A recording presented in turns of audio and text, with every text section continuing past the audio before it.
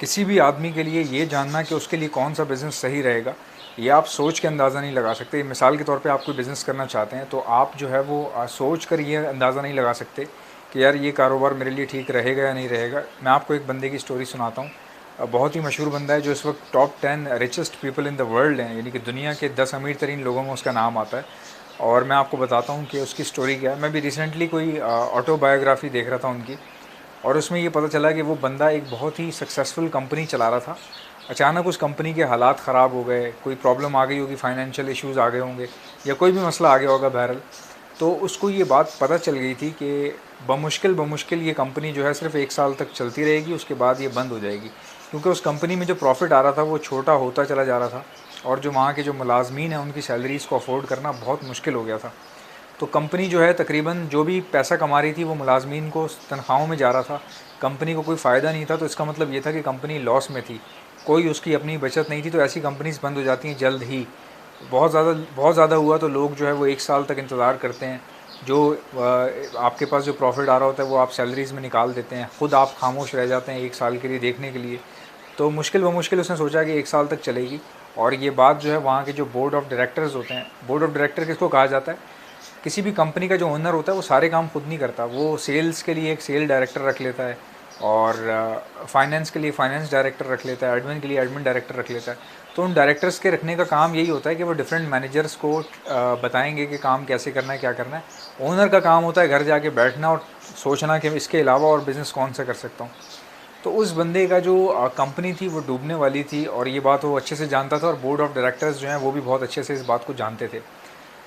अब चूंकि उसको पता था कि दिन करीब आ रहे हैं, मेरी कंपनी अब किसी भी वक्त मुझे डिसकंटिन्यू करनी पड़ेगी, बंद करनी पड़ेगी, तो उसने क्या किया, बोर्ड ऑफ डायरेक्टर्स की मीटिंग बुलवाई और उन सब से कहा कि देखो, मेरी कंपनी में जानता हूँ डूबने वाली है, 1 साल बाद ये बंद हो जाएगी, दिवालिया निकल जाएगा इसका, क्योंकि हमारे पास एसेट्स नहीं है, कोई भी हमारे पास अपना जो है वो अमाउंट नहीं है, कोई रेवेन्यू नहीं है, जनरेट नहीं हो रहा। तो जो भी हमारे पास पैसा आ रहा है वो सैलरीज़ में जा रहा है। तो तुम लोग एक काम करो, किसी को बताना मत, इसको इसी तरह से चलने दो, ठीक है। अभी 6-7 महीने बाकी हैं साल कंप्लीट होने में। तो इन 6-7 महीनों में मैं कुछ कोशिश करता हूँ, देखता हूँ मुझे क्या करना है।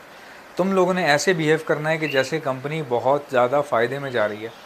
जो सैलरीज़ जिस तरह दी जा रही हैं हमारे एम्प्लॉयज़ को वो जाती रहें, उनको डिस्टर्बेंस ना हो। अकाउंट्स वालों को सख्ती से मना कर दो कि किसी भी हसास डाटा को, कि कंपनी कितना कमा रही है या क्या कर रही है, ये डाटा किसी को लीक नहीं करना, अपने तक रखनी है सारी चीज़ें। और वो कंपनी जो है, वाकई वो कंपनी लॉस में जा रही थी। अब 6-7 महीने का जो अरसा होता है ना, बहुत कम होता है, इसमें आप कुछ कर नहीं सकते। एक बंदा है जिसकी कंपनी डूब रही है, यार आप सोचें कि एक आदमी जिसने सक्सेसफुल लाइफ गुजारी हो, जिसकी कंपनी उसको लाखों रुपए, करोड़ों रुपए कमा के दे रही हो, अरबों रुपए कमा के दे रही हो, अब उसको पता है कि वो बंद होने जा रही है। तो ऐसे में बड़ा मुश्किल काम होता है अपने आप को संभालना, और इस सिचुएशन में कोई नई चीज़ सोचना तो भाई सवाल ही पैदा नहीं होता। मिसाल के तौर पे मैं आपको मिसाल देता हूँ, अगर आपका बर्ड्स का बिज़नेस है, अगर आपका मकाओ मर गया एक, और ठीक है, और मैं आपसे कह रहा हूँ कि यार तुम काकाटू का पेड़ ले लो, छोड़ो इनको, मकाओ मर गया ना, कोई बात नहीं, काकाटू का ले लो।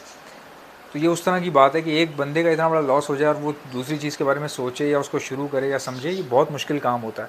अब उसकी इतनी बड़ी कंपनी थी, जाहिर है कोई काकाटू तो नहीं मरा था उसका, बहुत बड़ी कंपनी थी जो उसको मुनाफा दे रही थी, और अचानक उसको पता चला कि बंद होने वाली है। ऐसे बंदे अमूमन ज़्यादातर लोग ऐसे भी होते हैं जो डिप्रेशन में चले जाते हैं, काम करना छोड़ देते हैं, कंपनी बंद कर देते हैं और गुमनामी की ज़िंदगी गुजारना शुरू कर देते हैं, कहीं पे जॉब शुरू कर देते हैं और बिल्कुल गायब हो जाते हैं बिल्कुल। और कई बहुत कम ऐसे लोग होते हैं जो गलत कदम उठा लेते हैं, अपनी जान गंवा देते हैं, दुनिया से चले जाते हैं जानबूझकर, बर्दाश्त नहीं कर पाते। ऐसे भी मैंने देखे हैं बहुत सारे लोग।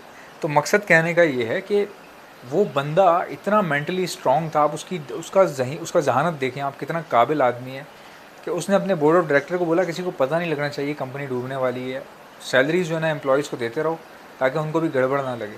सिर्फ 6 महीने 7 महीने रह गए हैं साल कंप्लीट होने में, मैं कुछ सोचता हूँ, मैं कुछ देखता हूँ, मैं करता हूँ कुछ। ये बोलकर उसने मीटिंग ओवर कर दी और डायरेक्टर्स हैरान थे और आपस में यही बातें करते, पागल हो गया यार, ये क्या, किस तरीके से चलेगी, सैलरीज जा रही हैं बस। तो बोर्ड ऑफ डायरेक्टर्स ने इसलिए काम शुरू कर दिया क्योंकि उनको भी उनकी सैलरी मिल रही थी, उनको कोई इतना बड़ा खास फ़र्क पड़ा नहीं।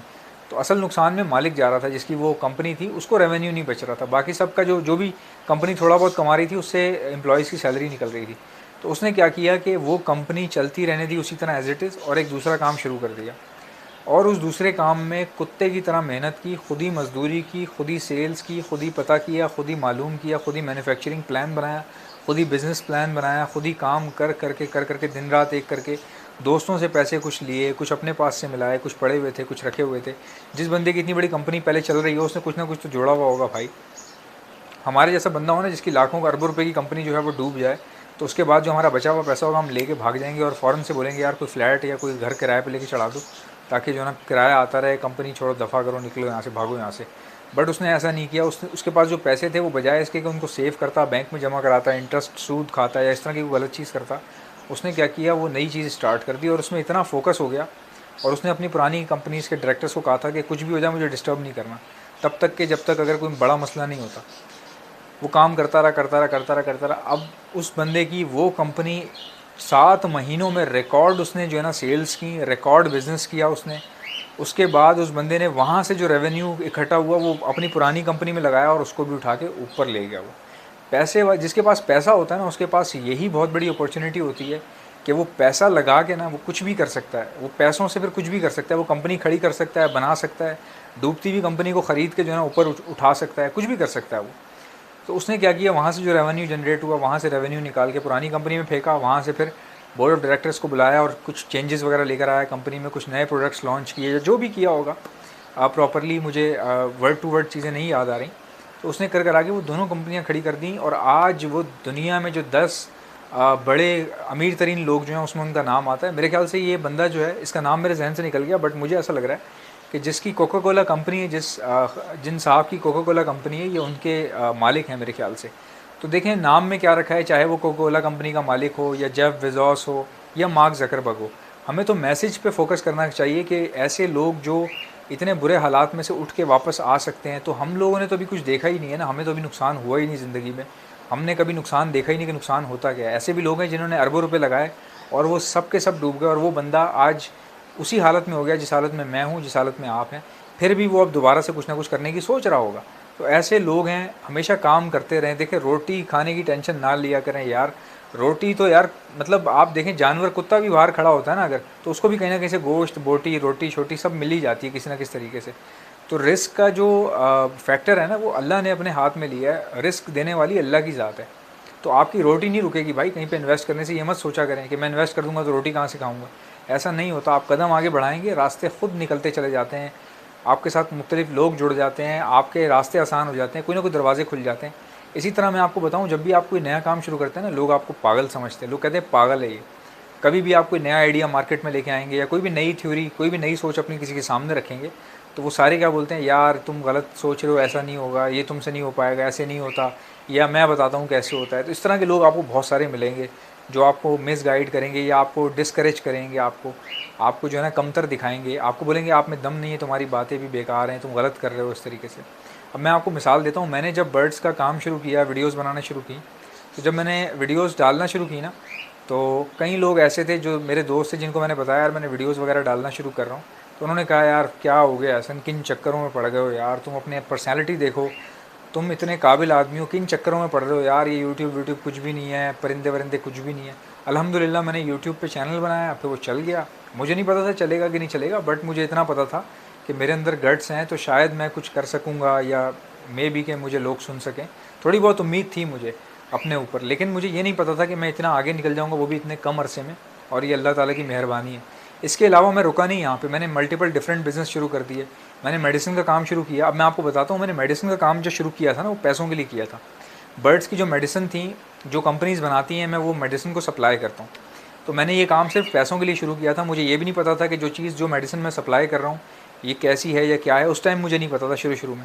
लेकिन आप यकीन नहीं करेंगे, ये मेरे माँ बाप की दुआएं हैं कि जो मेडिसिन मैंने सप्लाई की उसका फ़ीडबैक इतना ज़बरदस्त आया कि मैं ख़ुद हैरान था कि शायद अल्लाह ने मेरी सुन ली है, या मैंने इससे पहले बहुत बुरा वक्त गुजारा हुआ था, तो शायद अब अच्छा वक्त आना ही था, तो इसलिए ऐसा हो गया।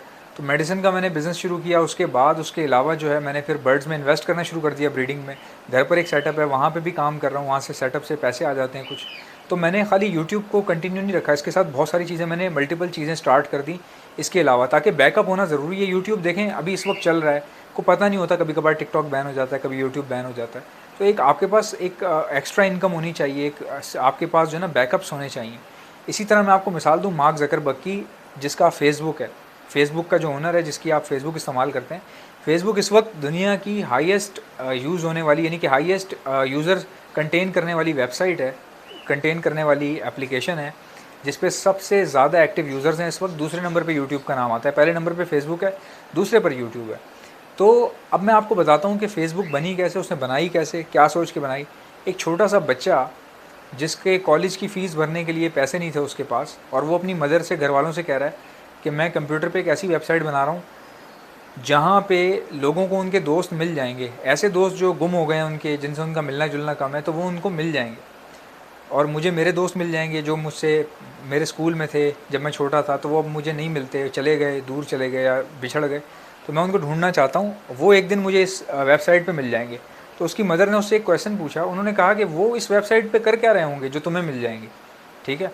तो उसने कहा, अब आप उस बच्चे का विजन देखें, उसने कहा ये वेबसाइट इतनी मशहूर हो जाएगी ना कि इसको बहुत सारे लोग इस्तेमाल करने के लिए आएंगे, और उसी में मुझे मेरे अपने दोस्त मिल जाएंगे जो बिछड़ गए थे। बेसिकली वो अपने दोस्तों को ढूंढ रहा था, वो ऐसा कोई प्लेटफॉर्म बनाना चाह रहा था कि जो मेरे कुछ दोस्त वगैरह हैं मैं उनको ढूंढ सकूं जो बहुत अच्छे थे स्कूल टाइम पे, अब वो मिल नहीं रहे। देखें इतनी छोटी सी सोच, अगर यही बात आप में से कोई घर घर पे कर दे अपने, लोग हंसेंगे, बोलेंगे यार ये पागल वागल तो नहीं हो गया, दोस्तों को ढूंढ रहा है, कोई और काम नहीं तेरे को क्या, इस तरह की बातें बोलेंगे आपको। वो बंदा, उसने वेबसाइट बनाई, देखें आज वो क्या, हर बंदा अपने दोस्त आराम से ढूंढ लेता है फेसबुक के ऊपर। इतना बड़ा सोशल नेटवर्क उसने बनाया है, कमा रहा है, इतने बड़े बड़े सर्वर्स हैं फेसबुक के, इतना बड़ा मेटा डाटा सिस्टम चलाना, लोगों का डाटा हैंडल करना, और इतने अच्छे तरीके से बिज़नेस को सजेस्ट करना, एड्स दिखाना लोगों को, इतने टारगेटेड एड्स, इससे ज़्यादा कोई अच्छी वेबसाइट हो नहीं सकती। पहले नंबर पे फेसबुक है, दूसरे नंबर पर यूट्यूब है। तो ये होती है सक्सेसफुल स्टोरी। अपने काम पे बिलीव रखें, कोई क्या बोल रहा है, क्या सोच रहा है यार, लोगों की सोचने के लिए थोड़ी पैदा हुए हो आप लोग, आप अपने काम के लिए पैदा हुए हो, अपना काम करो, आगे बढ़ो, अपने माँ बाप का नाम रोशन करो। अब मेरी आप लोगों के लिए दुआएं हैं बहुत सारी, रमज़ान का महीना है, मेरे लिए दुआ कीजिएगा, क्योंकि दुआ की सबको ज़रूरत होती है, तो मेरे लिए कीजिएगा, मुझे बहुत अच्छा लगेगा। आपसे मुलाकात होगी नेक्स्ट वीडियो में, तब तक के लिए अल्लाह हाफ़िज़।